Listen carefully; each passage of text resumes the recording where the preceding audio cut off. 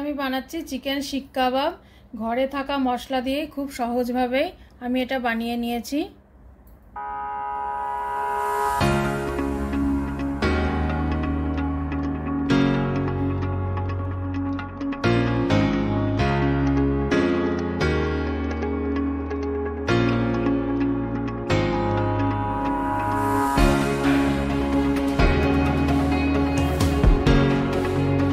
শিক কাবাব বানানোর জন্য আমি এখানে 500 গ্রাম বোনলেস চিকেনকে এইভাবে মিক্সার গ্রাইন্ডারে পালস মোডে ঘুরিয়ে নিয়েছি।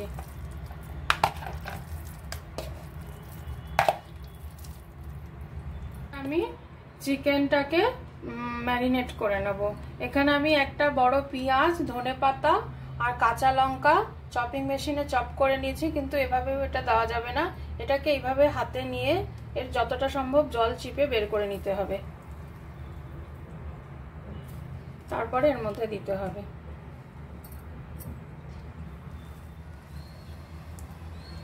এটা কাপড়ের মধ্যে নিয়ে জল চিপে বের করা যায়। যেমন আমি চিকেন কিমার মধ্যে এক এক করে মশলাগুলো মিশিয়ে নেব। প্রথমে আমি নিয়েছি 1 টিস্পুন গোলমরিচের গুঁড়ো, 1 টিস্পুন লঙ্কার গুঁড়ো,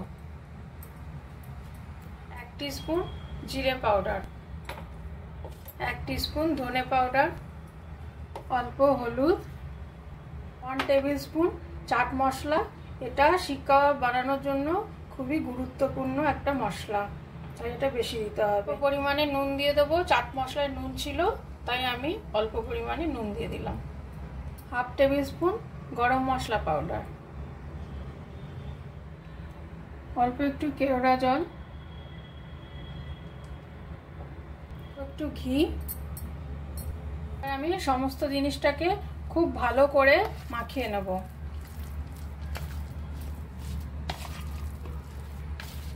চিকেন কিমাটা আমি সমস্ত মশলা দিয়ে খুব ভালো করে মিশিয়ে নিয়েছি। এতে দিয়ে দিলাম 2 টেবিল স্পুন আদা রসুনের পেস্ট,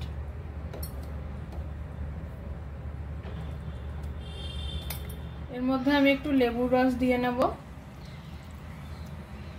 আবারও মিক্স করে নেব।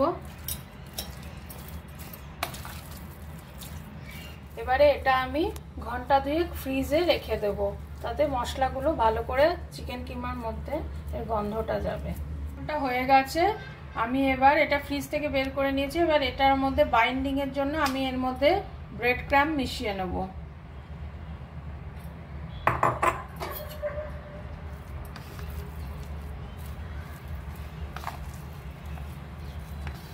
মিক্স করার পরে আমি এবারে এরকম একটা শিক নিয়ে নিয়েছি, এতে একটু তেল ব্রাশ করে নিয়েছি। এবার আমি এটা এইভাবে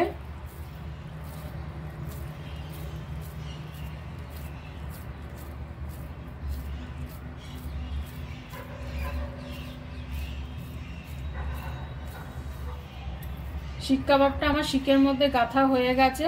আমি এইভাবে সবগুলো শিক কাবাব রেডি করে নেব। এইভাবে কাঠির মধ্যেও শিক কাবাবগুলো গেঁথে নেওয়া যায়। এইভাবে আমি সমস্ত শিকগুলোকে গেঁথে নিয়েছি। এবার আমি এগুলো তাওয়াতে সেঁকে নেব। তাওয়াতে আমি ঘি ব্রাশ করে দেব, আপনারা চাইলে তেল দিয়েও করতে পারেন। এবার এক এক করে শিকগুলো এর মধ্যে আমি দিয়ে দেব।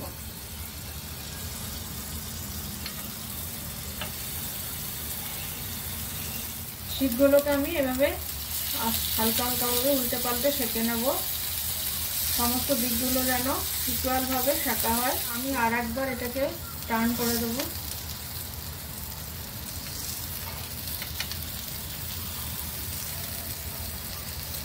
মাঝখানে মাঝখানে একটু ঘি ব্রাশ করে দেব,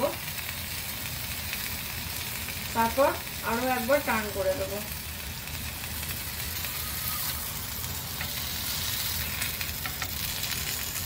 আমার শিক কাবাবগুলো খুব সুন্দরভাবে রেডি হয়ে গেছে। এবার আমি শিক কাবাবগুলোকে স্মোকি ফ্লেভার দেওয়ার জন্য এইভাবে রুটির ছাঁকনি বসিয়ে নিতে পারেন আপনারা।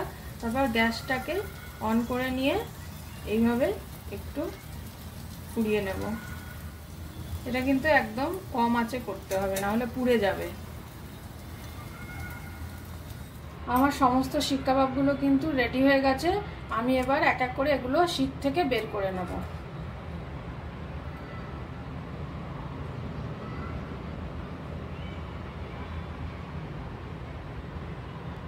আমি এবার শিক থেকে শিক কাবাবগুলো বের করে নেব, এগুলো অটোমেটিকলি বেরিয়ে আসবে। শিক কাবাবগুলো আমি শিক থেকে বের করে নিয়েছি, এবারে আমি এগুলো ছোট ছোট করে পিস করে নেব এইভাবে। এই যে দেখুন আমার শিক কাবাবগুলো এই যে এইরকম তৈরি হয়েছে। যদি আপনাদের আমার এই রেসিপিটা ভালো লেগে থাকে তাহলে লাইক, শেয়ার এবং সাবস্ক্রাইব করে দেবেন।